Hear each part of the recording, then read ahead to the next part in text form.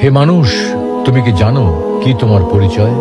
বিখ্যাত একটি উক্তি প্রচলিত আছে, যে ব্যক্তি নিজেকে চিনতে পারে সে তার রবকেও চিনতে পারে। এটি একটি চমৎকার কথা যে যদি তুমি নিজেকে চিনতে পারো, নিজের অবস্থান নির্ণয় করতে পারো, তবে তুমি মহান রব, যিনি সর্বময় ক্ষমতার অধিকারী, সেই রব এবং তার মর্যাদা সম্পর্কেও জানতে পারবে। তাহলে প্রশ্ন করি, কে আমরা? আমি বা কে? আমরা তো প্রকৃতপক্ষে সৃষ্টি, এক সমবেত সৃষ্টির অংশ মাত্র।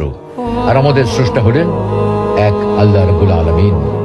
এক সময় আমাদের কোনো অস্তিত্বই ছিল না। মহান আল্লাহ রাব্বুল আলামিন আমাদেরকে অস্তিত্বে এনেছেন, তার ইচ্ছা মতো সুন্দর আকৃতিতে তৈরি করেছেন, অতঃপর সেই আকৃতির মধ্যে প্রাণ সঞ্চার করেছেন।